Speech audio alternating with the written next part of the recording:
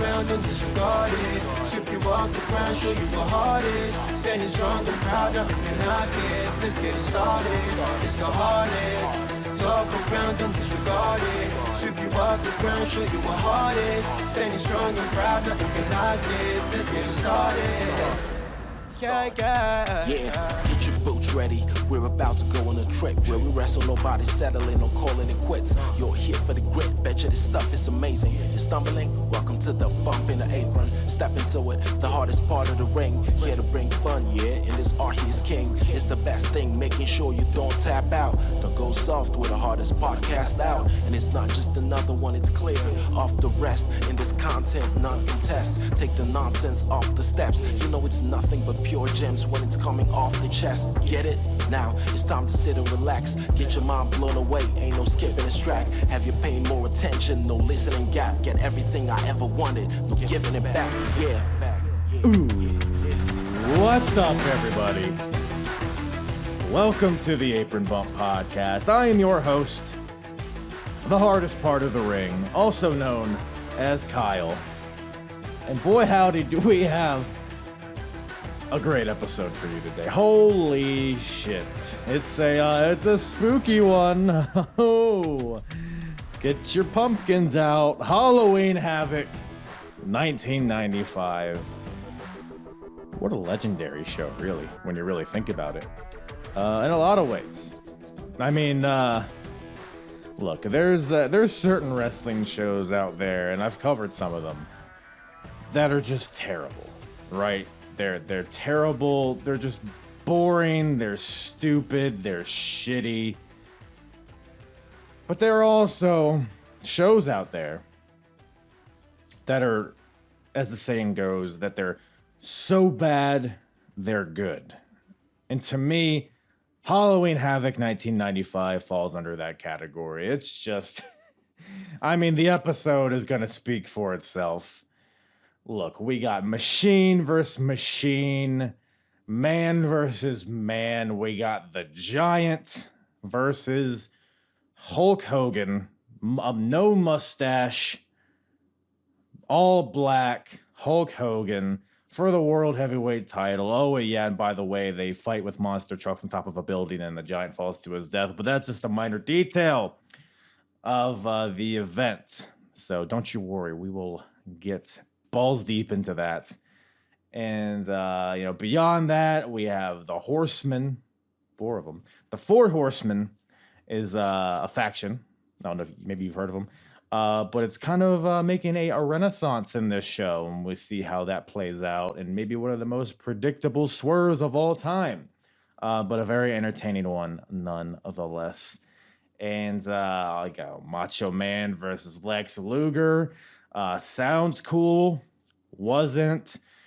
Johnny B. Bad, DDP, the most gimmicky, glittery gimmicks of all time, facing each other, and they just explode in a mushroom cloud full of semen and glitter. Like there's a lot going. The Dungeon of Doom is wandering around here. You got Zodiac with his stupid dick on his head. We got a lot of stuff to talk about. We got to get into it. But first, got to give a shout out to my guests, Dave and Michael from the RA Era Podcast, returning to the show. Always love talking wrestling with these guys. It's always a good time. Go check out their podcast, the Ruthless Aggression Era Podcast. You can find it wherever you listen to podcasts, as well as YouTube.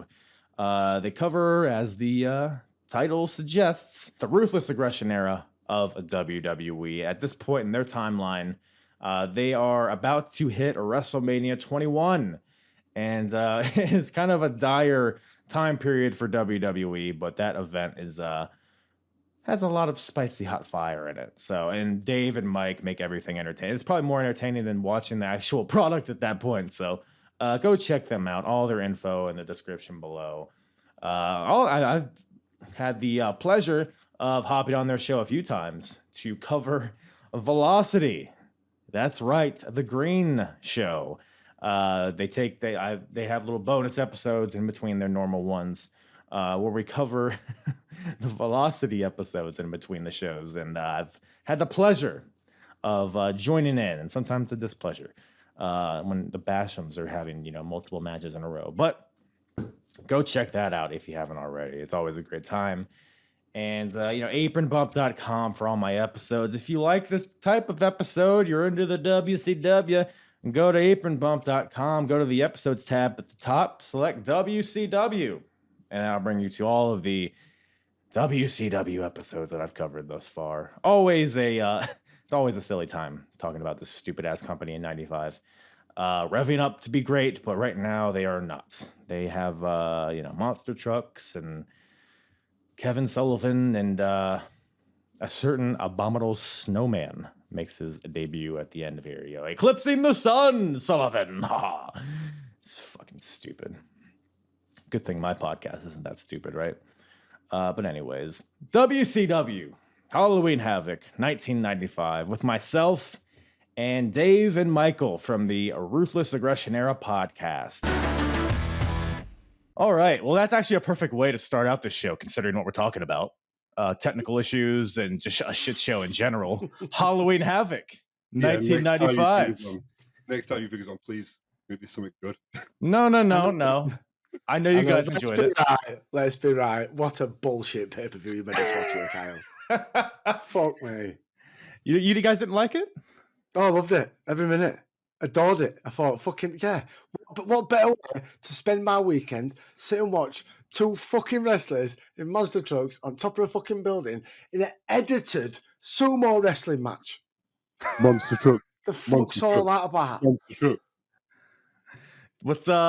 What a pay-per-view. Because just bringing it to like where you guys are in your podcast, what do you think was better? The monster truck battle of the Giant versus Hulk Hogan, or Akibono versus Big Show? Oh, this. Yeah? This, 100% this. Yeah. At least this had a little bit of drama with Big Show dying but not dying. The fireworks. Yeah. The fireworks, yeah, this had pyro, man. The charges. This were could have been, if it would have been legit, right? If it would have been, I know, like, how I love how they like have the cars locked together because they didn't want to damage these fucking like 300 grand worth of cars that they've just spent. But if actually would have been legit, where they would have been smashing into each other, it could have been very good. But no, we went forward, you go forward. But anyway, that's for in a bit. Oh man, yeah, we'll dive deep into that. Don't you worry. But so I've personally never seen the show before, but I knew about the monster truck battle. I knew about the whole everything, just Big Show dying and all that. So I was like, okay, that's shit. But maybe the rest of the card will be great. Turns out the monster truck battle is probably the best fucking thing on the show with all the shit that was on. All the focus right now is the alliance to end Hulkamania. With Kevin Sullivan and his group of fucking misfits, Kamala and Brutus the Beefcake and that. Fucking idiots. Now, but we'll get into that as well. But yeah, I think we might have talked about this before. But did you guys watch WCW back in the day or around this time period? Really? Is this your guys? Yeah. Is this your guys' first time watching the show? Yeah. I mean, I've seen the end before, but. Yeah, I'm a bit like how you said, Carl, where I'm familiar with spots. I'm very it was weird. My attention kind of got distracted because, like, I can't remember what segment it was before, and then all of a sudden, Lex Luger and Macho Man Randy Savage were wrestling. I got a minute. You're wrestled a bit ago. What have I missed here? So I had to go back and rewatch it to work out why they were fighting. There's so much fucking bullshit. You didn't miss anything. Video packages are amazing. It was amazing. This is WCW's new generation. Fucking, we're better than you, and that's all. Because that's where the big boys play. Diesel and people like that rocking, and Shawn Michaels, Bret Hart. WCW's got like the granddads, Macho Man, Randy Savage wrestling twice. Vince got rid of you because you're No one's wants to watch Lex wrestle once, let alone twice. Oh, Lex is brutal. It's such a long match too. Fucking shite.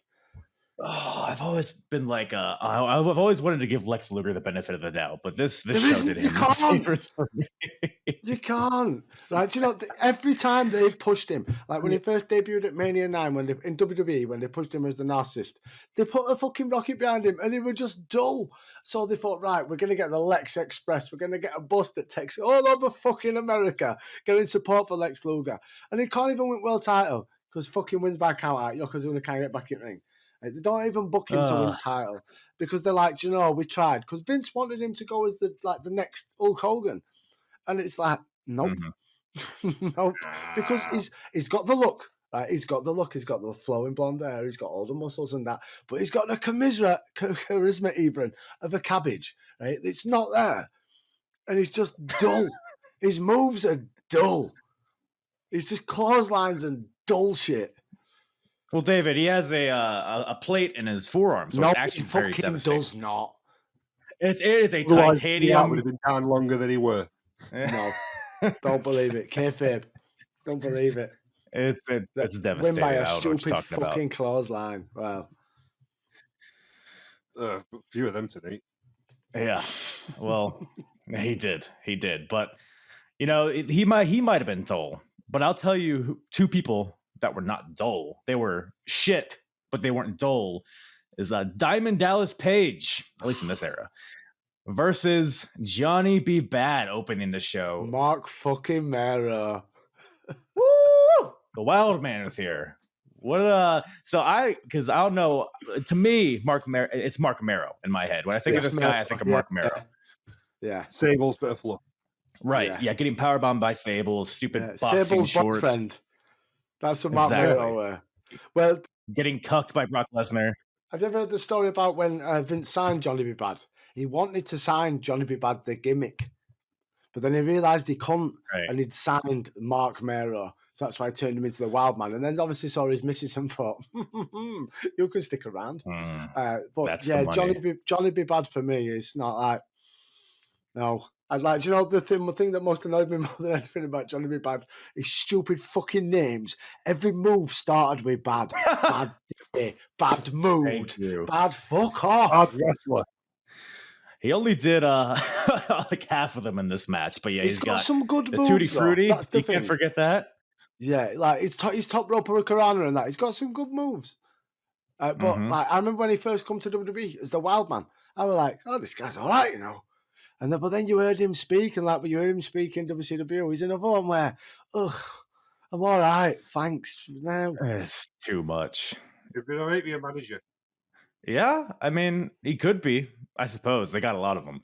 But yeah, Johnny B. Bad, especially in comparison to the rest of the card, he's definitely he's a good worker. Like, he's not bad in the ring by any stretch of the imagination. He's got a great moveset. He's just, I don't know, something about him's fucking dull. Like, I remember in WWE when he turned like his last gimmick when it was the boxer gimmick. And like you've made just an even fucking worse with a gimmick change.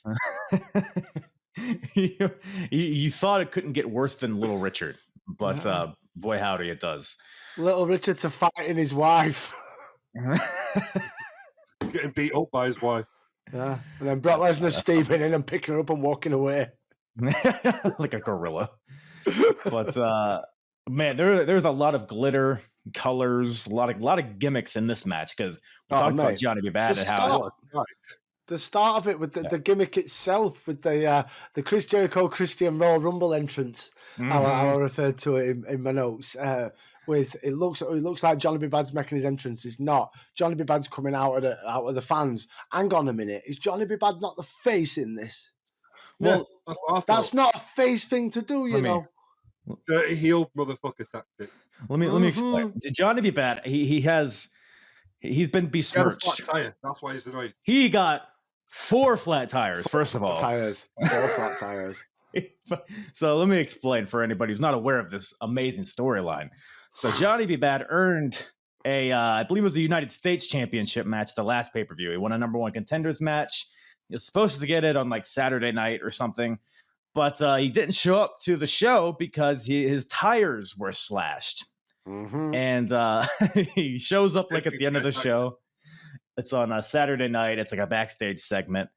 I think it's DDP. He's getting interviewed by Mean Gene, and then Johnny B. Bad walks in. It's like a cartoon. He has like the black on his face. He's got like a torn shirt. He's like, man, I don't know what happened. I had car troubles. And then I think Max Muscle, who's like the henchman for Diamond Dallas Page. Fucking Muscle. Oh, he stinks. There's nothing Max about him. Fucking set of bollocks he is. But Max Muscle, he basically lets it slip. He's like, yeah, man, I don't know how all 4 of your tires got slashed. And then Johnny B. Bad's like, I never said 4 tires were slashed, so you must have done it. And then he gives this cartoon wugga wugga wugga punch, and then he knocks out DDP, and then he takes this goofy. It's all bad. He got DDP out here with a cigar, the gaudy outfit. He's got the diamond doll. He's got the jacket. It's the glasses. It's all terrible. He's got the money, hasn't he? Here comes the money. I do think it's mad though. If you look at how DDP is now, he's only been wrestling for like 2 years, and he's like 38 years old or something like that. Yeah. Like he started like very much like how Batista did it. Started very, very late on. It's like DDP was a manager for many a year. And to start late on and for him to push him as quickly as they did, they must have seen, well, like for me, because I was never a big WCW fan. I always remember like when DDP come over in the Invasion, I wasn't really that fussed. He had his finish. That's all I knew him for, was just Diamond Cutter. But yeah, well, to be fair, WWF didn't give you a reason to care about him other than fucking Undertaker's wife or whatever he did. Well, that's it. He wanted to finger bang Taker's bitch. Is that how they phrased it? I must have missed that part. Yeah, that was exactly how on front cover of WWE magazine. Okay, I must have missed that article. Sarah get finger banged by the stalker. That's what it was. Oh man, they had like a full article on who the stalker could be, like people like Gilbert and that. Man, see, that would have been a better story. Yeah, well, you live, you learn, I guess. But I'm going to say hi, me Vince, but he don't work there anymore. I am his Steph. Speaking of finger banging, but yeah, so the gimmick. Come on now. So we're shitting on these two guys, you know, deservingly so. But the match actually wasn't that bad. Both these guys are great in the ring, or at least good in the ring at this point. Like you said, they had the little beginning part where DDP comes out first, and then Johnny B. Bad makes his entrance, but it's like a guy with his cape just say Mark walking Mero. backwards. Just say Mark Mero, it's easier. Oh, yeah. The wild man is here. He turns around, and it's not Johnny B. Bad. Johnny attacks from behind. Oh, he has a name for his gun too that he shoots shoots glitter out the crowd. Fucking thing. Yeah. The Bad Blaster. The Bad Blaster, he calls it. But no Bad Blaster tonight. Into the crowd. Oh, it just ejaculates all over the WCW watchers. No semen here. So, and then another like sub storyline here is the Diamond Doll, who I think is DDP's wife. Yes. Yeah.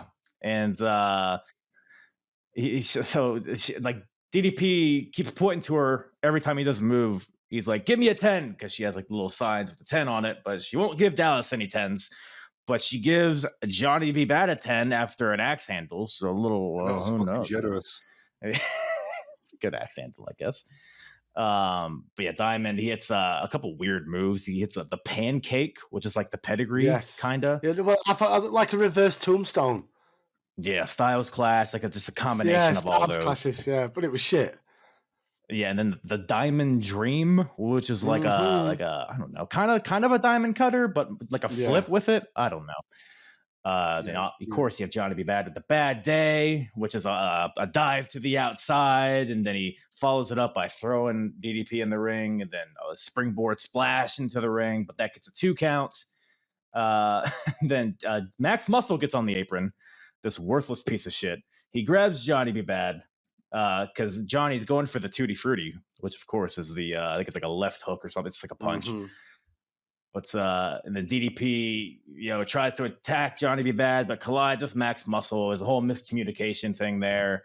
And then Max Muscle accidentally clotheslines DDP, and then Johnny B. Bad punches Max Muscle, and he takes one of the worst bumps the set was outstanding. Oh, it was he just great. You can see why he had a long-lived WCW career. Yes.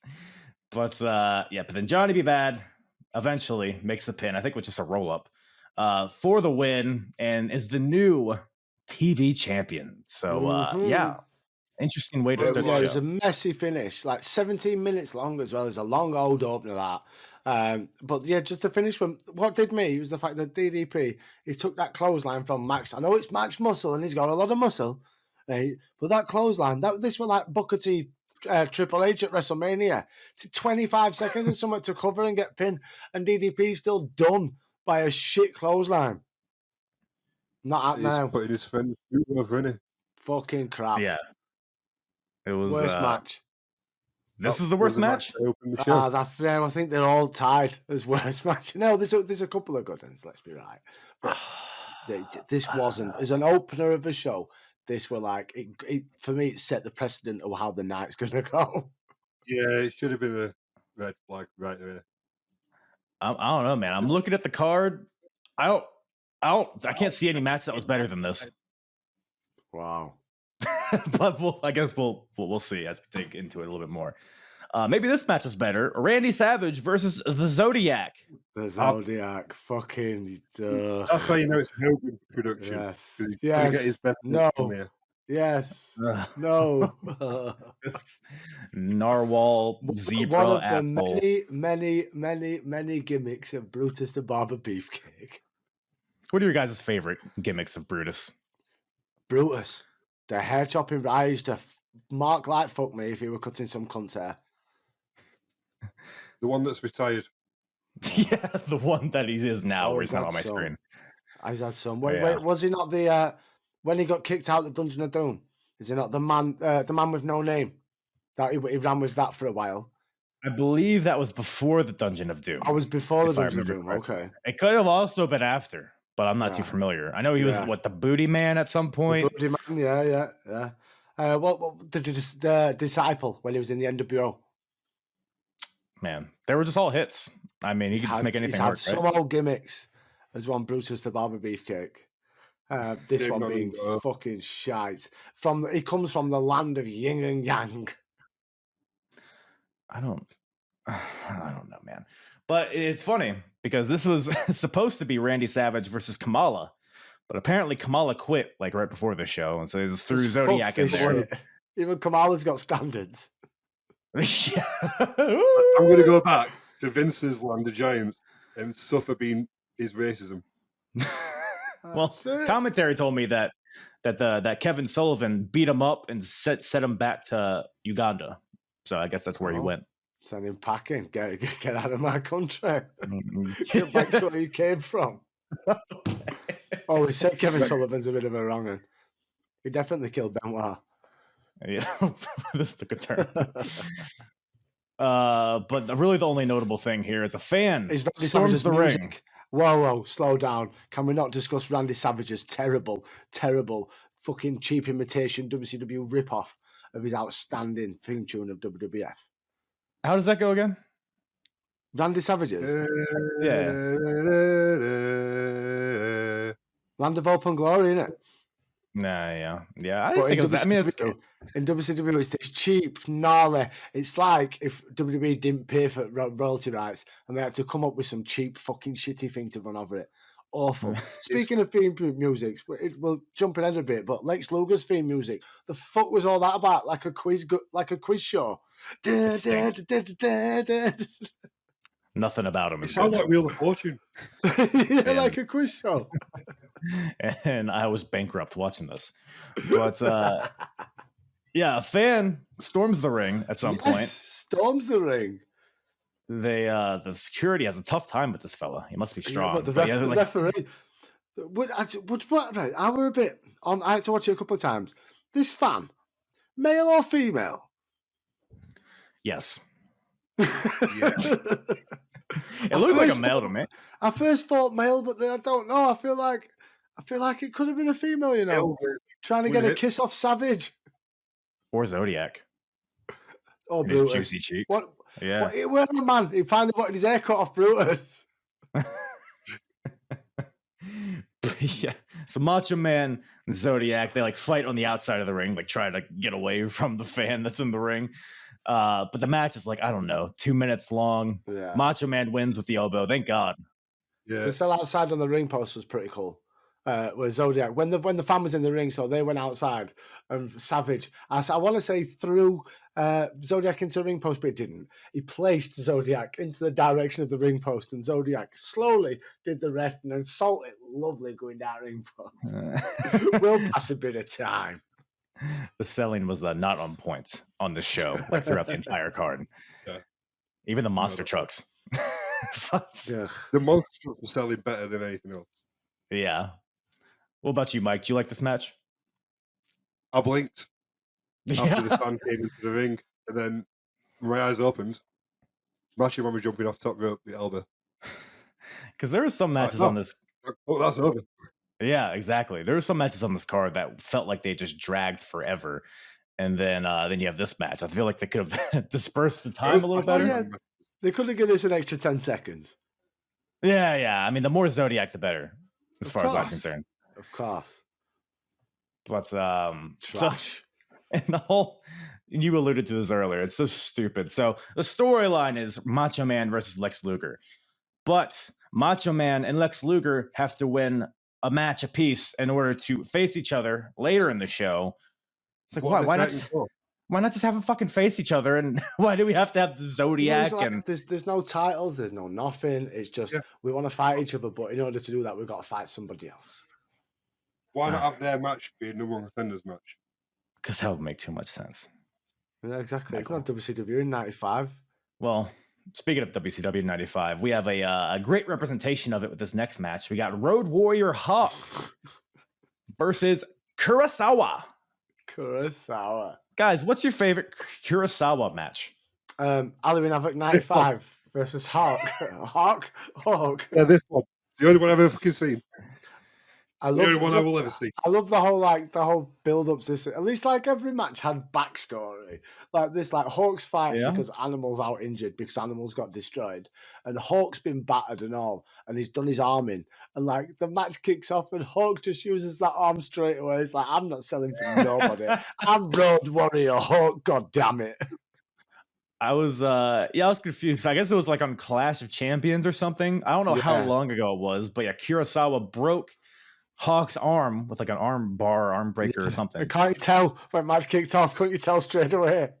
But yeah, you wouldn't have thought it. He is very much recovered. He could have wore an elbow sleeve or just something that made it look like he has got a poorly arm. But nope, I'm Road Warrior Hawk, motherfucker. Fuck you. Yeah, wrestling's real, Dosh.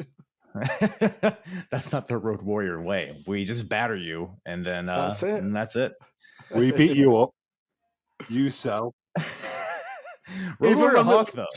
Even when we lose, we don't sell. We get straight back up and fuck off. Oh no, there was none of that. Because Hawk looked pretty decent in this match. I thought. I mean, because it's a Hawk match. Like all the Hawk matches I've seen in my life, they're shit. Like he had against Ming. He had a run in New Japan, didn't he, for a short period of time? I believe so. He did team up with some Japanese wrestler to form like the new Legion of Doom. And then he had a singles run for a while. I believe he may have held some form of strap at some point. But yeah, when you say name me your best Hawk matches, I'm like, yeah. It should have been Heidenreich instead of Hawk, the other member of the LOD, right, guys? Who's with me? Absolutely. That's like when Crush if Crush is a member of Demolition. Is Heidenreich a member of? See, I was more of a fan of the original member of third member Droz. Yeah. That's the other member of LOD. That's the real member. Like LOD, to be fair, is a 4-man stable. Yeah, with Sonny too. Sonny's a member, right? Yeah, when she brought back LOD 2000. Yeah, it was good stuff. It's good stuff. But you brought up New Japan, and Kurosawa, I think, is a member of New Japan at this point. This is when they're starting to kind of trade talent a little bit, and like the cruiserweight divisions like on the horizon. So they're bringing in a lot of international talent now. That like Nitro started up, they've gotten a lot more exposure. So I guess this is just like a New Japan showcase in a certain way. But Hawk is just beating the shit out of Kurosawa. What's that? The forbidden door's open. Yeah. The forbidden door. It was opened a long time ago by Kurosawa. Road Warrior Hawk. Oh, this is right. Maybe they'll make it. But there's one point where Hawk chops the shit out of Kurosawa, and Bobby Heenan says, "That sounded like a fat girl sitting on a beanbag." To be fair, it was great hearing Bobby Heenan, but I felt like a lot of this he couldn't give a fuck. Like, I don't feel like you got the full 100% energized Bobby Heenan that you'd get back. This isn't Heenan we had with Heenan and Gorilla. Yeah, this is like Bobby Heenan's retirement tour. Like Right. because he was a naturally, genuinely funny guy. Every now and again, when he's actually putting natural quips in, he's hilarious. But a lot of the time, I feel like he's just like, oh, yeah, I've got to say something funny now. He's better than I Mongo. I feel like this is Heenan, but this is not the Heenan I remember. Yeah. But I mean, he's phoning it in. Right. Far and away better than what we hear today, though. I'll say that. 100%. Leaps and bounds. Naturally quick-witted, it was so good. But yeah, another like decently short match, thank God. I should mention that Colonel Parker is with Kurosawa because I guess he's a member of that stable, the stud stable, I guess. A weird addition there. But yeah, Hawk at some point he shoulder blocks Parker off the apron, and then but this allows Kurosawa to take advantage. Another shot to the ring post on Hawk, and then Kurosawa hits a Samoan drop in the ring onto Hawk, which according to Schiavone was a crucifix. Yes, a crucifix slam something. I don't remember what he called it. But then Kurosawa pins him with his feet on the ropes, with Colonel Parker holding his feet. That dastardly heel for the win. So Hawk gets the loss here, which I feel like is not a very common thing, but it was fine for what it was. I mean, it was relatively painless for the most part, I thought. But in true Warrior fashion, get straight up after and straight up fucks you off. I ain't selling shit. I'm Road Warrior Hawk. I mean, he puts his arm back together himself. He feels no pain. That's what the Legion of Doom are. Like when they came back in 2003, and Vince gave him one more shot, even though like Hawk had so many problems with his like substance misuse and stuff. That's another story for another day. So they gave one more shot, teaming up against Kane and RVD. They took a choke slam from Kane. He took a fucking frog splash from RVD. 1, 2, 3. And before RVD got to his feet, Hawk was up and off. And because of that, Vince McMahon backstage was spitting feathers and they got released straight away. Oh, man. Hawk doesn't sell for anybody. I'm Road Warrior Hawk, motherfucker. Wrestling's real. Why should he? Yeah, hurt him. I won't sell. You gotta really knock him out, then. I guess that's the only solution. Sell, you gotta do it properly. You gotta want it. I agree with you, Mike. You gotta want it. But speaking of getting released right away, we got somebody who that happened to in WCW. In this next match, we got Sabu, accompanied by the Sheik, the original father, Sheik. Is it his father, uncle. or are they just like He's an uncle? Uncle. Yeah. Versus Mr. JL. Jerry Lynn. Man. Of course it is. We got an ECW showcase here, which is just bizarre in hindsight. ECW was even a thing. Yeah, I mean it is a thing, but it's not near. It's nowhere near its peak. Is it still Eastern Championship Wrestling in October of '95? No, it is Extreme. Are we Extreme? Okay. Yeah, I'm trying to think where we are because I've been watching those shows too. I mean, Sandman's there. You got Taz there. Mikey Whipwreck, Steve Austin just showed up around this time in ECW. So they're making some moves. They're making some moves over there. I think Ben Hawk pops in at some point around this time period. Is it not long until Bam Bam goes? Is it? Yeah, that's got to be close. Yeah, of course, facing Jerry Lynn here.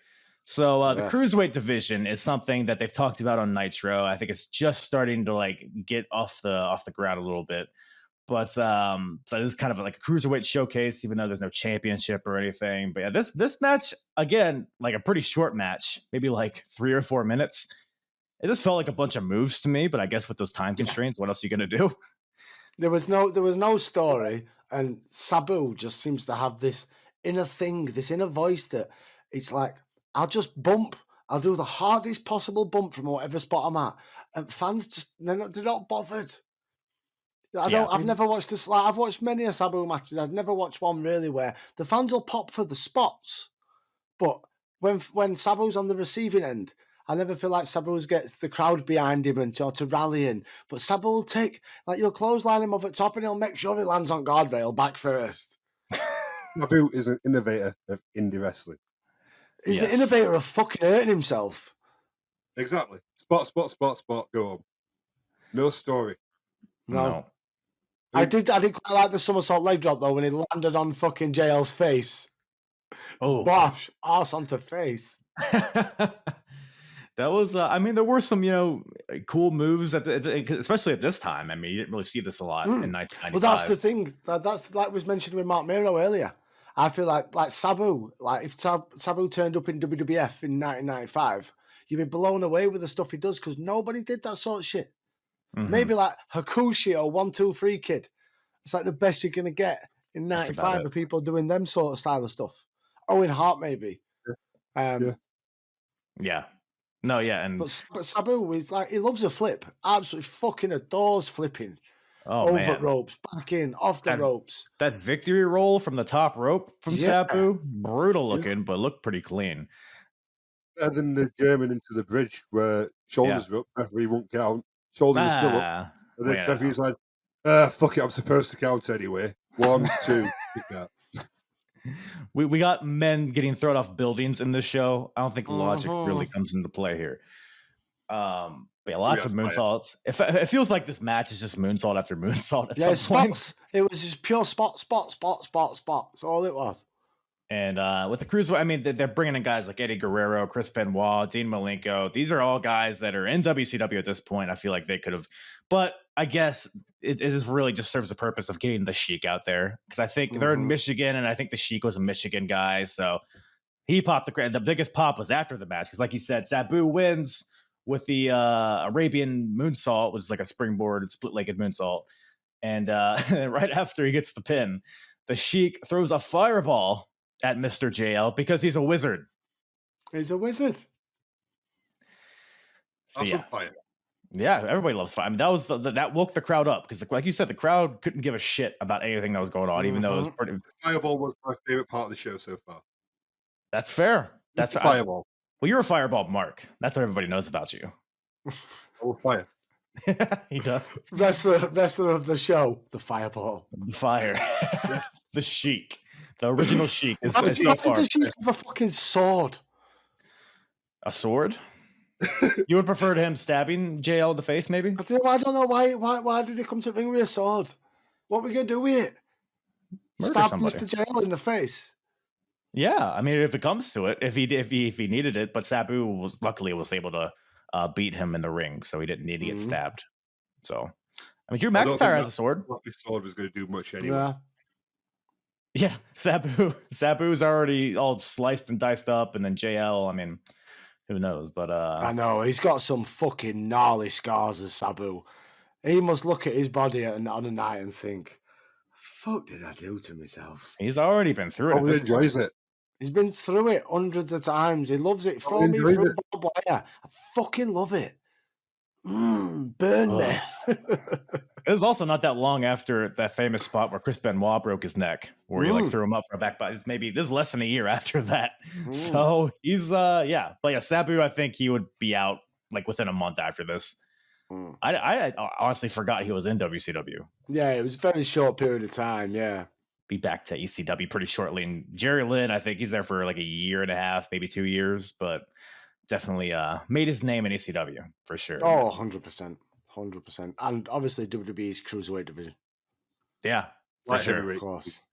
Oh, sorry, light heavyweight division. Oh, man. Because we're different. Oh, God. But yeah, at least this is the kind of spark in the Cruiserweight division a little bit. Have you guys said you didn't really watch WCW, but I'm sure you've seen a few WCW Cruiserweight matches in your time. Oh, yeah, absolutely. Absolutely. I mean, when you said Halloween Havoc, part of me thought, are we going to get Eddie Ray? No, sir. You get Sabu and you'll like it. Fuck you for that. We get Mr. Jerry fucking Lynn. Sorry, JL. But don't worry, only gets better after that. So for we got the Taskmaster. He's here with the Master, I think his name is, who's like the big bald rock man. I don't know what fucking ridiculousness. That's what's going on right now. He just Sullivan. Sullivan, my son. So it's the alliance to end all of Hulkamania. I've heard more coherent rambling in a pub full of pissheads. That's not very nice. It's true. Yeah, look, he wants to destroy. Has subtitles that I couldn't make him out. He's passionate. Okay, so yes, and more importantly, he's basically warning everybody that the Yeti is coming. That there's going to be a total eclipse of the sun because you see the Yeti is he's a large man, so he's going to block the sun. So that's a thing. That's a thing that's happening here. And then well, then we got Mean Gene and Hulk Hogan. Yeah, Hogan gives away a motorbike for one fucking reason. Because sponsored, I guess. The winner of the Harley-Davidson sweepstakes. I forget what I know his name was Mike because Hogan called him Maniac Mike over and over again. Like, shut the fuck up. Is some always stupid putting himself over. Hogan's always gonna put himself over. Well, let me tell you something, dude. The Maniac Mike here, he's won this motorcycle, dude. He's gonna, and then they give him like a bunch of like other like miscellaneous awards, like some shirts, a hat, paint savers, a bunch of motorcycle shit, an exhaust pipe to shove it up his ass. I don't know, but and then Mike has a good line here. The guy that won the bike, he says, well, Hogan's like, listen, Mike. Listen, dude, tell everybody what you're going to do with that motorcycle. And then Mike's like, we're going to straddle it and ride that sucker all the way to Alabama. It's like, what the fuck is the point of this shit? I guess, yeah, like you said, it's probably a sponsor, but good grief. Harley Davidson probably gave WCW a couple grand. That's it. Yeah. WWE's giving away a house in your house. WCW's giving away a bike at Halloween Havoc. Like, none of these companies are doing good business. Why are they giving away a bunch of shit? But yeah, I guess in because I mean that was probably like the only notable promo of the show. But like, what'd you guys think of the various promos? Because WCW, I feel like had like a certain style to it. Oh yeah, definitely. I enjoyed the Macho Man one before the last match. That was actually that was very entertaining. Cocaine in wrestling promos. Yeah, no, it's a lot of yelling, a lot of veins, a lot of cocaine. Yeah, but, the Luger one, not so good. Oh man, Luger promo seriously, just babbling. The Mark Miro one, not so good. So yeah, overall promos tonight, not so good. They needed more cocaine. Yeah. Wrestling needs more steroids and cocaine. Well, Lex Luger is all up in that Ico Pro. That's for sure. And with Booker T, Adam Cole needs to get fat. Well, we got some muscles in this next match. We got Lex Luger versus Ming. Haku. Who the crowd, and like you said, the music stinks. The crowd. What's the crowd? Lex Luger's theme? What's all that about? What the fuck? It's not good. The crowd doesn't give a fuck about Lex Luger at this point. Why would they? Because he's kind of like a tweener, kind of at this point. And it's still like the guy who came from the other show as well at this point. Yeah. Yeah. Well, they're running with the gimmick because has Luger turned to the dark side and has Luger joined the Dungeon of Doom. So he's going to prove he's not by fighting Meng. Well, I mean, they had the fucking the War Games match, the last pay-per-view, where Lex Luger was on the team that beat the Dungeon of Doom, but I guess he didn't really get the pinfall, so maybe there's still some gray area there. But yeah, they're really dragging that out, and I guess that's a source of Macho Man, because Macho Man doesn't trust Lex Luger, so that's the whole thing. But first, like you said, it's got to beat Haku, because I got to get Haku out there. Absolutely. Of course, accompanied by the Taskmaster, which I don't know if this is the worst match on the show. I think. Yes, absolutely, absolutely. It's tied with all the other matches. It is so long for absolutely no goddamn reason. Mm-hmm. It's fun because of who has to win, and the guy who's losing, he can't lose looking shit. Well, too bad he did, because so it's just a lot of rest holds. Selling from Lex though. We did have like when he did a bit of selling from the shoulder breaker. I do like Lex's selling. He's all right at selling. It's fine. It's fine. Yeah, well, he's good at just taking a beating and laying there. Yeah, and then coming back hulking up. Well, he's got the steel arm, David. With the clotheslines all over the place. The other thing that can beat Meng Zed surely is going to be a metal arm. Of course. Yeah, it's a foreign object. Why not you use that? Whack him on head with your arm.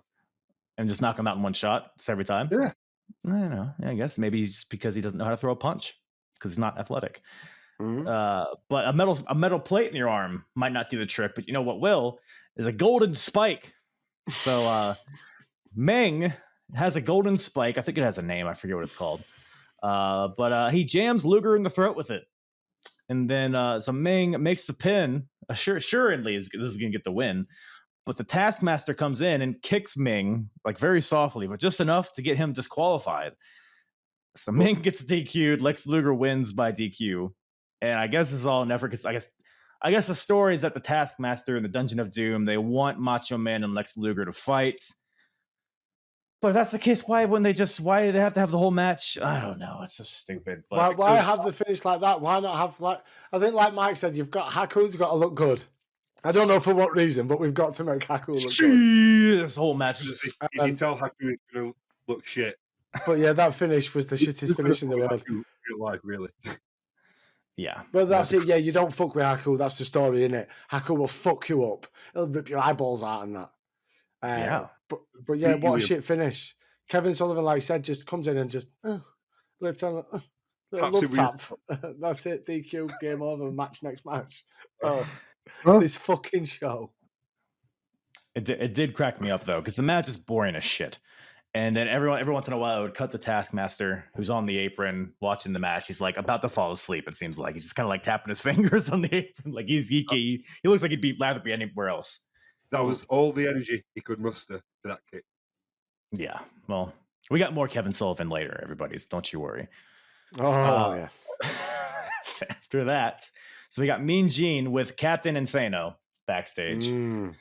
7'4", right? 400 pounds. The Giant is here, rubbing his hands together a lot. He's doing a lot of that. And just the silly, because we've all heard Big Show talk. I mean, obviously, with the career he went on to have. What's that fucking voice he's putting on? So like in hindsight, knowing what his real voice sounds like and just knowing the silly, fake, listen, Hogan, rub it like a Disney villain is he's not great. But again, he's very new. Andre. Yeah, I mean, he's big, so he's got to be his son. Andre. The Giant. He's got to be the Giant. That's it. The same surname, so it's got to be it. But it's the Giant. The Giant. Exactly. Yeah. I mean, they wouldn't. Yeah, you couldn't just fake that. Absolutely not. Mm-hmm. But after that, we got something that seemed like it would be good, but it's just more nonsense. This was alright. Match of the night. This. Yeah, I agree. Match of the night. Right. Let's start with just the theme tune. That sexy Arn Anderson theme tune. It's the whole what a theme. That's a good one. That's a good one. Right in the feels does that film. That's fine. That theme even. I'm fine with that. So we got the four horsemen. Right now it's just two of them. Arn Anderson and Brian Pillman. Flying Brian Pillman. Flying Brian. See, it was nice watching Brian wrestle again. It was. It's always good to see him. Versus the team of Ric Flair and Sting. What a couple. What a combo. It seems like it never happened. But yeah, so Arn and Rick have been feuding for a bit. They had a match at the last pay-per-view. So they've been at odds for a while. Ric Flair's been on the outs. Brian Pillman comes in as the kind of filling Flair's spot in the Horsemen. And then Sting, they want to take down the Horsemen. So Ric Flair goes for Sting as a partner to do this. But unfortunately, Ric Flair was attacked before the show. So he was unable to compete in this match. So Sting... How do you know he's got attacked before the show? A big fucking bandage on his head. Yeah, that shows you how devastating it was. But before he comes out with the bandage, it's just Sting versus Arn and Brian. And Sting pretty much just takes a beating for a while. He does, make a few comebacks, but ultimately they always get cut off. There's a "We Want Flair" chant, so the crowd is very, very eager for the Nature Boy. then Sting hits a big military press on Pillman, which is really impressive. But Arn eventually, the numbers game takes hold. They get advantage on Sting. And then this is when Flair finally storms into the ring in his slacks. It just in his street clothes, I guess is what he was wearing when he got beat up. That's it. Street clothes, Flair. Just throw on that bandage on and good to go. So he gets on the apron. He wants to get tagged in. He wants to get revenge on the men that attacked him. Of course, Arn Anderson. I love how he's going wild up and down the fucking apron. Oh, come on, woo! Did you love the spot though, where Sting was in a headlock and he was going, "Nature boy, nature boy." And Ric Flair was on the apron going, "Stay strong, stand strong." And he's going, "Nature boy." I wish I could quit you. God, that's so stupid. But yeah, Flair is his antics on the apron where that just shows like why he's so good. Like the energy that he had, just standing on the apron, like back and forth. He's like chasing Bryan around the ring. He's like, he takes his shoe off at one point, gets in the ring, tries to hit Arn, but he never makes contact with any of them. Now, so this is all happening. And but eventually Sting finally gets free and is able to make the tag on Ric Flair. The crowd goes apeshit, maybe the biggest pop of the night. And I'm asking you guys, did you see this coming? Was this as predictable as I thought it was? Okay. Yes, because it's already happened once in WCW. It happened I think it was like 1990, 1991 or something before Flair came to WWF. It happened then. He teamed with Sting and he turned on Sting. It was bound to happen. It's Ric Flair. He would never fight Arn Anderson. They're brothers. He would never be friends with Sting. Yeah, he'd never be Sting. Yeah. So Sting's a fucking bellend is what you're telling me. Sting's a fucking idiot for thinking. Because that was the thing coming into the match. It was very much Sting couldn't trust Ric Flair. He's thinking, oh, well, is he now, has he turned from the dark side? Is he a good guy? Can I trust him? No, it's Ric Flair. They don't call him the dirtiest player in the game for a fucking joke. Never learn. They never learn. They never learn. Sting gets fucking battered because he never learns. And he got battered as well. I love a good old 4 Horsemen beatdown. The turn. He tried to hold his own for a little bit, but no. Yeah. I wasn't sure if it was just with hindsight, if it was predictable or if in the moment it was predictable. But yeah, I mean, because like Flair would never hit either guy. He would just like chase him. You kind of feel it coming. But the way he did it, the way he turns on Sting made me belly laugh as I was watching this because he gets the tag, gets in the ring, goes his little strut. He like bounces off the rope and then just punches him in the fucking face. And then 3-on-1 beat down. It's a whole thing. Flair takes off the bandage. There's nothing underneath it. It's a ruse. It's all, oh man, they're in cahoots. Who would have thought? Except everybody. Who would have thought? That's it. Who would have thought? But yeah, so the 4 Horsemen are back, I suppose. And eventually they bring in Chris Benoit, I think maybe Mongo, or is he NWO? Steve McMichael from Mongo comes in. Jesus. Yeah. Now that hits the period where I start like paying attention to WCW and watching it and Mongo. Yeah. But yeah. So, but yeah, I would say I could see this being match of the night, I suppose. I mean, it was it's not saying a lot.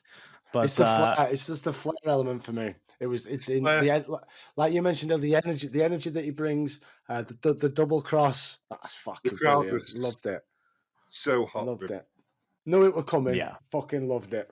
No one was cheering for Sting or Bryan. From the moment first person came out, Flair. They wanted Flair. No one else. Yep. They don't care about Sabu and JL just flipping all over the place. They want Ric Flair to get in there and just strut. They don't give a fuck about Lex. Swing his helicopter cock all over the place and do whatever he does. Woo. Indeed. But we're here, folks. Rev your engines. Monster trucks. Monster trucks. Have you ever seen Little Britain, Kyle? I have not, Mike. Why don't you tell me about it? So there's a character on Little Britain called Andy. Long story short, he was a massive Monster Truck fan. Watching this, all I could think was him going, Monster Trucks, Monster Trucks, Monster Trucks. You feel like an idiot watching this. You're watching monster trucks just run into each other. They're not even running into each other. That's the thing. They're connected. They're connected with a steel bar. It's I'm going forward, then you're going to go forward. I'm going to go forward, then you're going to go forward, and then we're going to have a finish. It was like it was edited as well. Like there were some spots where they'd show a bit, then they'd show inside the car, then they'd show another bit, and there's no way they'd got to that part of the fucking top of the car park or wherever they were. Like they'd edited it to put together. It's the lame ass thing. It cost them a fucking fortune. They hired a helicopter. No way. Cars have cost $200,000-300,000. What a waste of fucking my time this is. Well, you can't get back. It's machine versus machine, and then it's going to be man against man later. Mm-hmm. So, quick backstory. So, the Giant shows up. I believe it's at Bash at the Beach. He throws an Andre the Giant shirt at Hogan, basically alluding to the fact that it's his son, because they're both big, they're both giants. And then Hogan, I forget how this happens, but they lure Hogan into the Dungeon of Doom, where the Giant attacks him. And there's a few attacks by the Giant on Hogan, where I think at the end of War Games, he comes in after the match, attacks Hogan, and he does like a neck crank. He like breaks his neck, basically. Hogan's in a neck brace afterwards. Like Fiend did to Finn Balor that time. Exactly, but worse somehow. And exactly Nitro. Worse. Nitro happened, and then Hogan's out there again. And then lo and behold, the Giant attacks him again, breaks his neck again. And then Kevin Sullivan shaves off the mustache, the sacred mustache of the Hulkster, shaves it off. Looks fucking weird without it, though, doesn't it? Yeah. Weird without that mustache. Yeah. Why does it look more like a pedophile without a mustache? He looks very slimy. I don't know how to describe it. Yeah, it looks more like a pedo. Yeah. I'll go with that. A bit like Jimmy Savile. Yeah. Sure. This forces Hogan to wear all black. So we're not at the NWO yet, but it feels like kind of like a test run for it. Yeah, it's the test run to see how it looks aesthetically wise on the TV in black. Mm-hmm. He's even got like the same tights. It seems like with the lightning bolts. I think they are the same tights. They got to be. Mm-hmm. He's missing the airbrush Hollywood. Yeah, and he's got like the black, tight tank top and the black bandana. And when he had a broken neck, which he recovered, amazingly quickly. This guy's like Wolverine. Really quick. It's amazing. These WCW guys, Hawk in his arm, they just recover like that. It's amazing. Straight away. It's amazing what Ico Pro will do. Yeah, so how else are you going to settle a grudge like this than having a monster truck battle on top of Cobo Hall, overlooking the Michigan, some lake, I think, which I don't think it is, but they said it is. So I just watched two guys sat on their ass. Man, where do you even start here? So first of all, commentary. The truck commentary. What the fuck? Like Eric Bischoff asking all these questions about the truck. Like, how fast does it go? What's the horsepower? Like, we don't give a fuck about the specs. We're not watching wrestling for fucking monster trucks. So they bring in, on commentary, Bob Chandler, is his name, who's, I guess, the guy who built these monster trucks. Mm-hmm. They got Bobby Heenan there. That one looks cool. Yeah? No, yeah, I suppose so. It looks pretty cool. The looks of the monster trucks are pretty cool. Eric Bischoff and Bobby Heenan are both like, how much horsepower do these trucks have? Hogan's penis arm coming wrapping around his truck. Look fucking weird, man. Hogan. The trucks look pretty cool, it says. They fucking didn't. Big Show's looked all right. Hogan's looked like he had a fucking penis arm coming around it. I like the Giants one. I didn't say anything about Hogan's. I love Hogan's because he has the arm. Truck. It's like when you have an arm out the window, right? It's a big arm because he's his own arm cuddling the front of the truck. It's cool. Look at those veins. His penis arm. Then the Giant, what was it, like a goddamn snake or something? Skeleton? Doom. There is something of Doom. And then so the logistics of this.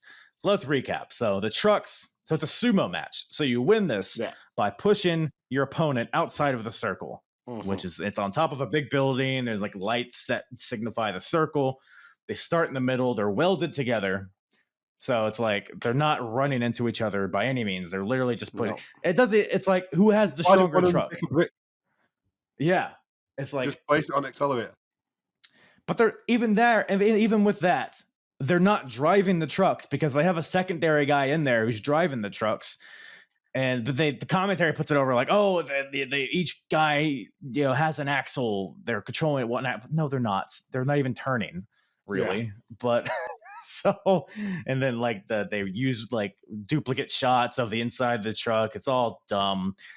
But the match gets. Oh, one more thing. There's charges. They're like landmines, I guess, on top of the building. Pyro. No, it's charges. And it goes, pew! It's pyro. Across the floor of the circle. And if you run over it, who knows? And Bob Chandler, who's on commentary, is like, look, if they run over one of those charges and it blows up the fuel line, they're dead. So let's get after it, guys. Like, what? You're just going to glaze over that? We might see murder here for wrestling and monster trucks. But now we're off. So they get underway. Man, it's just back and forth, back and forth. That's all it is. It's what a battle. There's even a point where Hogan's back tires get pushed out of the circle, but even his goddamn monster truck hulks up and he pushes out of it, pushes the Giant back, and then eventually Giant pushes Hogan over one of the charts and just makes a, like you said, like a AEW Revolution poof, sparklers. Does no damage to the truck. It's like the truck didn't even realize it happened. But eventually Hogan wins. Hogan wins. The crowd goes wild. And then after it goes, the Giant is none too pleased with this. He's ticked, I would say. The Giant gets out. Hogan gets out. Annoyed. They are up against the ledge of the building. They start, Giant attacks them. Hogan dodges them. They scuffle a little bit. Giant grabs them by the throat. They climb up to the ledge of the building, and then Hogan busts out of his grip, and the Giant falls to his death. To his death, never to be seen again. That's it, done. That's it for sure. Main events then, Macho Man and Luger then. It's like, all right, we just saw. Actually, you know what? Here's a thought I had. I thought it was very weird that we just saw a death of a guy falling to his death, and then they just had a match after. Yeah. But that actually happened in 1999 when Owen Hart died, and they just kept having matches. So I'm sitting here like, man, what a wacky, like. I'm glad I weren't the only person who thought that. This is not realistic at all. If you look at WrestleMania 14, when Undertaker hung Big Boss Man, right? They hung him.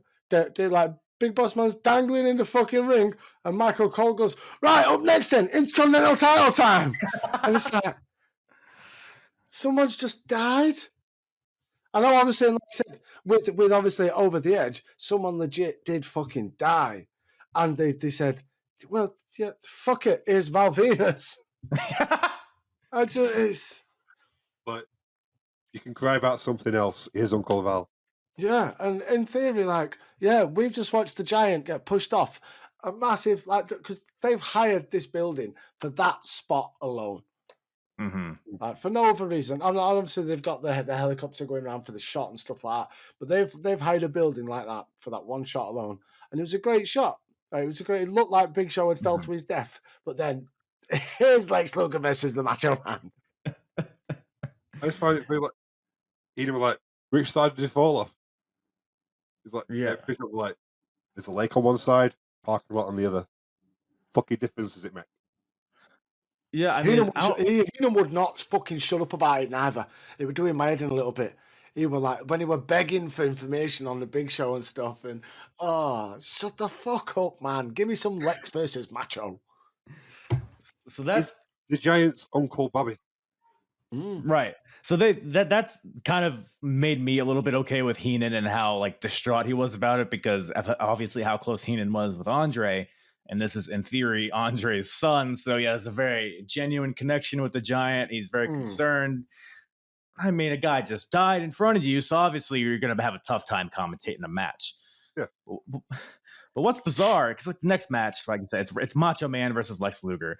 This match right here is one of the marquee matches. It's had so much TV time building up to it, like on Nitro and previous pay-per-views. Like Lex Luger is like the guy that came from the WWF. It's a huge match, but it's just like a backdrop to Shivani and Heenan being like, okay, any word on the Giant? Like, oh, they have a walkie-talkie. A walkie-talkie, Bobby Heenan. Bobby Heenan wants that walkie-talkie. Heenan fucks off because I need to go and find information. Yeah. Take a shot every time Heenan says walkie-talkie. Walkie-talkie. What's that going to save? Half hour.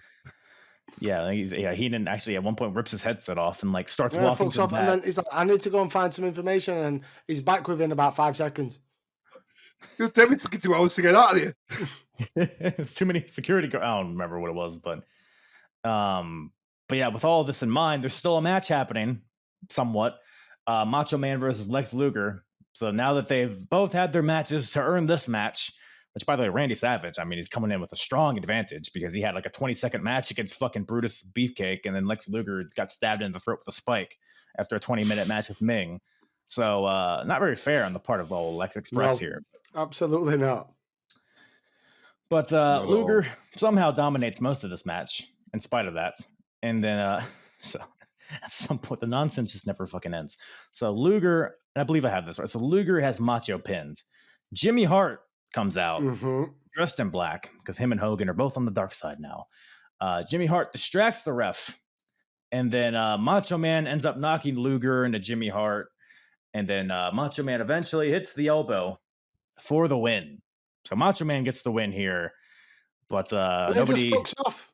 Like there's no celebrating, no nothing. Just gets the win, fucks up, move on. It was like you said, they were just there. They've given all this, like as you said, Carl, they've given this match so much TV time and build up to just have it as like what a Divas match would be on a modern day wrestling show. Yeah. Just a time filler Divas bit to get from Hogan to Hogan because it's fucking Hulk Hogan. But that pin that Luke had Savage in, his feet was on the ropes, and the referee was paying attention to Jimmy Hart. Luke was still annoyed that the ref weren't counting, even though if the ref turned, the first thing he would have seen, Luger's feet on the fucking rope. Mm-hmm. Was it Nick Patrick in this one? Yeah. Can't with stand his sliding. I can't stand the cunt neither. Stupid count cadence just drives me crazy. Stupid fucking mullet. Well, if you don't like mullets, you better not watch any more 95 wrestling. No. Don't trust anyone with a mullet. Mark Yoda used to have a beautiful one back in the day. What's your guys' favorite mullets in wrestling? Oh, Bob, Spark, Plug, Thurman, Holly has to be up there. That's a good one. A beautiful head of hair. Cody Deaner from TNA. Okay. I'm more in the camp of Thurman Plug myself. But call in anybody. Can you remember the Beverly Brothers, Bo and Blake? Oh, who could forget?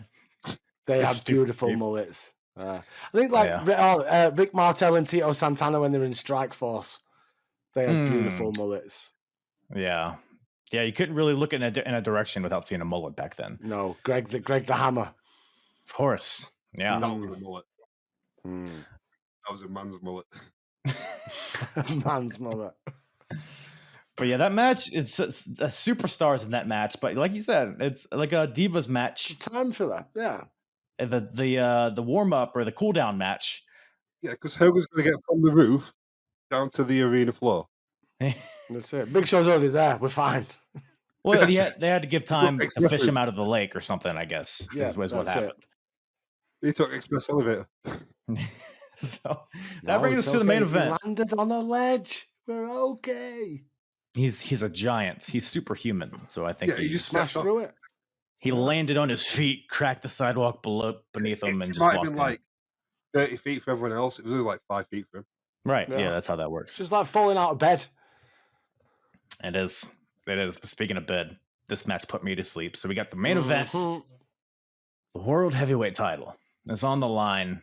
And it's the champion, Hulk Hogan, versus the Giant. So we have... He lives. So Hogan comes out. again, dressed in black. He's all distraught. He's not doing the posing. He doesn't have the boas. He does not, American mate. Like, it's none of that. Comes out, grabs the mic. He's like, listen here, brother. The Giant's dead, man. I can't go up. Wait, we need to do something. And then out comes the Giant. And just perfectly fine. No bruises, no cuts. He's ready to go. And then, so now we're off with our main event, since the Giant apparently is not dead. Hogan takes his bandana off to reveal that he has blackface on, which is, yes, he's done a bit of Kevin Sullivan for his face. What is that symbol? Do you guys know? No. It's just like a stupid little swoosh on his forehead. I think it's just a swoosh because it's get inside the mind of Kevin Sullivan, isn't it? Because Kevin Sullivan's got a stupid thing like that on his head. It's the same as Sullivan, but it just looks like a stupid W. Yeah. But someone's tried to draw a W, but they've tried to make it fancy. I said, fuck it. It's a cursive W. Mm-hmm. It's mysterious. Mysterious W. It's a upside down M. Hogan's WCW theme though. I don't like how you've written that M. It looks fucking mysterious. You like Hogan's music, Mike? Yeah. Mainly because it sounds like a Kiss tribute act, but yeah, a tribute act. I can see it. I do like it. I don't think it holds a candle to a real American. No, it's nowhere near closest. It's no real American, and it's no fucking American made. Fuck yeah. So good, yeah. This was that one. Yeah. So this is Giants in the USA. It gets me hyped, man. I don't know the words, but every time I hear it, it just makes my cock rock hard. Sounds like this. Exactly. Yeah, it's very timely. Very timely.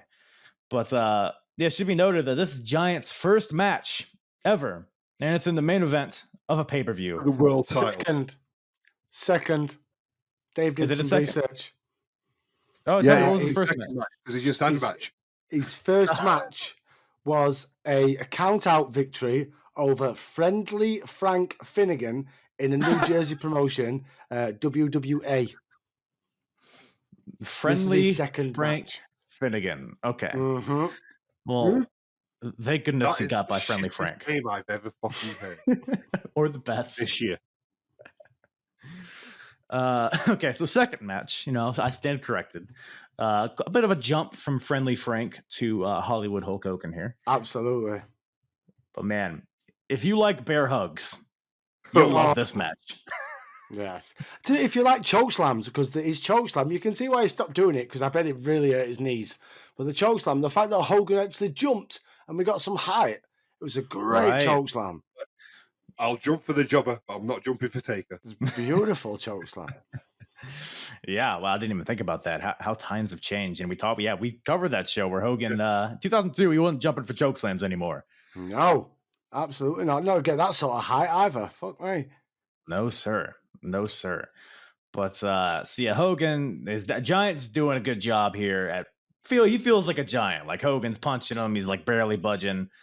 Hogan goes for a scoop slam, but he can't get him up. Did you see his slam though? That finger went so far up Big Show's asshole. He said, "Listen here, brother. You're gonna jump whether you want to or not. Jump, or I'm gonna make you." He was trying to recreate the magic of Mania 3. Well, that's only the beginning of the butt fucking here. But the match continues. It was very slow. It was exactly what you'd get from No Cell Hogan and a very, very green Big Show. When Green Giant. When Hogan is the ring general, you're in a bad spot here. Yeah, you just. He's so at one point, because eventually Hogan does slam Giant, which is again very impressive. Hogan, hits the leg drop. But the referee goes down, and they don't really catch it in the first shot, but they show a replay of it after. Jimmy Hart hits the referee with the world title. Heel. My God. Not like this. Swerve, bro. But Hogan doesn't see this. He just drops his leg, and he's like, why is the ref down? What are you doing, you silly goose? Get up. And then did you know his Big Show had a look as well? I think he did it twice. And his legs flat. Oh, shit. He sat up and had a quick look, see what was going on. Laid back down again. Then got back up, quick look up, laid back down again. We're waiting for his cue. Yeah. He's waiting for his cue, but like, oh shit. As fucking baby poo. Oh, it's so good. The belt shots are awful. Jimmy Hart grazes him in the back. The referee's dead. He clocks Hogan as he's going to further the attack on Giant. No sells it, of course, because he's Hulk Hogan. He does the whole the Hulk Hogan thing. And then as he's about to attack Jimmy Hart, in comes the Giant back with another bear hug. And the Taskmaster is in. Then Jimmy Hart and Taskmaster are egging Giant on as he's bear hugging him. In comes Savage to try to make the save, but right behind him is Lex Luger, who turns. Well, didn't really turn on Savage. He just they continue to fight. So Lex Luger, because I don't know. The match isn't over, motherfucker. Did Luger and Savage shake hands after their match? Do you remember? No. Okay, so Luger it's still like before. It's weird because I felt like they were giving this angle more of Luger's turned heel and joined the dungeon than it was just Luger and Savage carry on scrapping from 10 minutes ago. That's what it felt like to me, but I guess Luger does join the Dungeon of Doom in some capacity. But it just felt like such a soft turn. It felt like it could have been such a bigger moment, but you have so going on, like Luger and Savage is kind of happening in the corner. But then out comes the Yeti. Let's have some threesome action. The Yeti comes out, bums the fuck out of Hogan, bums the fuck out of fucking Macho Man. Group hug. So much buggery is occurring in the ring at this point. The Yeti, straight out of a porta potty, just covered in dirty toilet paper. Just like, what year are we in? But he's a big fella. I mean, this. I don't know. Last time you used a porta potty. If you've ever been to a music festival, they never have toilet paper in it. Well, that's fair. Maybe that explains it. But so Giant still has the bear hug on Hogan. He doesn't seem like he needs help, but the Yeti's like, yeah, I think you could put a little bit more pressure on that boy. The little reach around action, he's double bear hug. He's reaching around and grabbing Big Show's neck. So if anything, he's putting pressure on Big Show's neck. It's just a big group hug. It's a bumming. Yeah. Who would you rather be in this situation? This is kind of like a human centipede. Would you rather be Hogan, Yeti. Giant, or Yeti? Rather the Yeti. Yeah, rather the Yeti. Yeah, because you got Hogan. If you're the Giant, you got Hogan's weird mustache face. If you're the Giant, you're getting Hogan's cock slammed into your cock. Yeah, Hogan Giant face to face, at least. Yeti. Yeah, at least you're bumming, you're not receiving. God, I'm trying to picture like the smell. Like, what do you think it smelled like? Oh, sweaty, salty, lots of salt. What is it? Festivals. It smell of protein. Yeah, protein, quote unquote. Lots of creatine in that ring. But yeah, the Yeti Giant butt fuck Hogan into submission, and Luger stomping on Savage in the corner. Luger actually puts the torture rack on Hogan, both him and Macho Man back to back. So again, you kind of get that because Hogan and Luger, to me, like I didn't live through this, but that feels like a dream match almost scenario because Luger was kind of like the stand-in for Hogan in WWF, but now you got them both in the same company. Like it feels like it should be a cool moment, but it just seems like there's so much other shit going on. It's almost like an afterthought. Then they double butt fuck Savage as well. Torture rack on Macho Man. The Giant, I guess, technically he wins by DQ. Which I think he wins by DQ because Jimmy Hart attacked the ref. Now at that time, Jimmy Hart was on Hogan's side. The ref didn't see the turn. So the ref, he's not seen the turn. He's seen Jimmy Hart, Hogan's manager, has attacked me. So yeah, Big Show wins by DQ. That makes sense to me. Not much on the show makes sense, but that makes sense. So like Big Show thinks because Big Show's thick as fuck. So Big Show leaves with the belt. But I'm the champion now. And then then Vacant becomes the champion, I believe. And is it not World War III? Is it the title goes to the winner of World War III?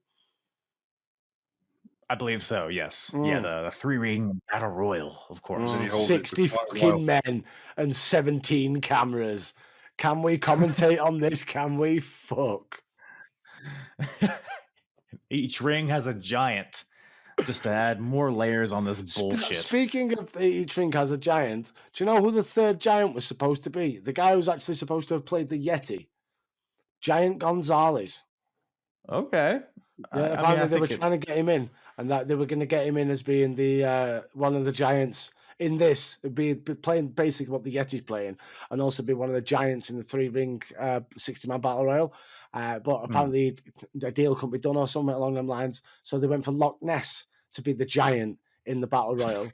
But then Loch Ness couldn't get there on time, so that's why Hogan became a giant in the battle royal. Oh God, it's just 95 wrestling. Loch Ness was giant haystacks, weren't it? Yeah. Haystacks Calhoun? No, different guy. Oh, okay. That's it. He's from our neck of woods. Oh, so, I see. Well, yeah. So the like you said, the giant just takes the belt. I'm the champion now. Rubbing his hands together, still walks out, and that's how the show ends. So Giant recovers from falling off a building, wins or walks out with the title. So pretty good recovery, pretty good comeback story by old Big Show. Comeback story that like Netflix would be all over that shit. Oh man, along with the Big Show. 10 minutes before. From death to world champion in the space of 20 minutes. It's really inspiring when you think about it. Isn't it just? Wow. It just needs Shawn Michaels like Tell Me a Lie to be playing over top of it. Well, that brings Halloween Havoc finally to a close. It's almost like it's so bad it's good kind of thing. At least some parts of it. There were a lot of just dull parts of it as well, but like I don't know. It's like 95 wrestling. You kind of got to sink into the ridiculousness of it a little bit. But yeah, I was pretty entertained by most of the show, at least. I don't know. What were you guys, I guess, overall thoughts on the show? Anything we didn't touch on? I think exactly that. I think it was a lot of mismatched bollocks. It was a lot of build on the Dungeon of Doom and all the characters involved and the storylines involved. It was all about Hulk Hogan. It was Hulk Hogan and his band of merry friends. Yeah, the Hulk Hogan show. That's why we had Zodiac. With a couple of decent matches thrown in there because WCW does have a lot of legit badass wrestlers right now. Sting, Flair, Anderson. Do you know what I mean? Like Savage, even though Savage is getting to the later parts of his years, they've got a phenomenal roster.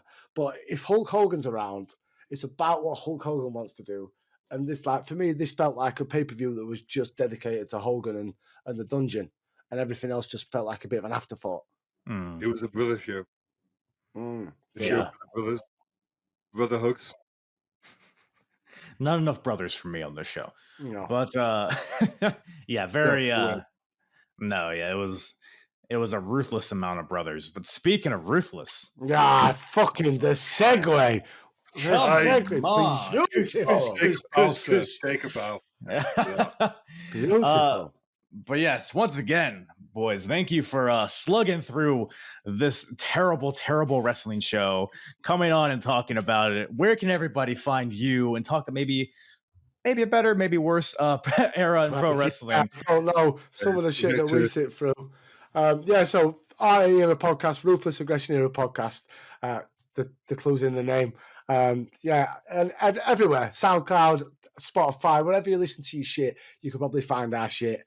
We've got up next is WrestleMania Goes Hollywood, WrestleMania 21, Shawn Michaels, Kurt Angle, John Cena wins the title, Batista wins the title. It's a brand new era in the WWE. Exciting times ahead on the ruthless journey at the minute. It's towards the final chapter of one of the longest running storylines we've got on the show. Absolutely. If you go over on YouTube, you'll find a few of our episodes that are on YouTube involving your Mr. Host right here. the third wheel of Velocity and Sunday Night Heat. So yes, we'll have to all get together and watch some more of that shite after WrestleMania. I hope we get another rematch between the Bashams and Thurman Plug and Charlie Haas. Fuck me. Something special, that word, Joe. That might never happen again in your lifetime. something that monumental. Oh man, I can only hope. Well, fucking brilliant. If you got anybody listening, you can listen to this and then progress on to see a better sumo match in Akebono versus Big Show. Only gets better. Am I right or am I wrong, gang? Absolutely. Once again, thank you to Dave and Michael from the Ruthless Aggression Era Podcast for joining me on today's show. Go check out their podcasts wherever you listen to podcasts. It's on YouTube. You know the deal by now. All their info in the description below. Check me out. Check out all my episodes. WCWs, the WWFs, the ECWs, the Progress, the Ring of Honor, the TNA. I do it all. Or, at least I do some. But anyways, thank you guys so much for listening. As always, I cherish you all. I would pinch all of your cheeks if I could just reach through this screen here and just give you a little tickle on the chin, but maybe one day. But for now, I'm signing off. I gotta go back to my abominable snowman lair and scare some kids. Is that what Monsters Inc. was? Was fucking solely a abominable snowman? Was that the thing? Or was that the deal? I forget. That's my offshoot podcast where I talk about Monsters Inc. Every week. But for now, if you've made it this far, God bless you. If you made it this far, for the love of God, go check out the YouTube. You'll understand why. But thank you guys so much for listening. I might be taking a few weeks off here, getting surgery next week. Because it's I don't typically get into personal stuff, but the surgery is related to my genitals. Turns out it's a problem with my urethra, right? It's I'm getting a new one, and it's a whole thing. I don't want to get into the science of all of it. But yeah, they're basically they're gonna take it out and give me a new one. So for a little bit, I'm gonna have a Halloween Havoc, a Halloween, because they're gonna take out the fuck. I'm hard. Talk around and disregard it. Strip you off the ground, show you what heart is. Standing strong and proud, nothing I guess. Let's get it started. It's the hardest. Talk around and disregard it. Strip you off the ground, show you what heart is.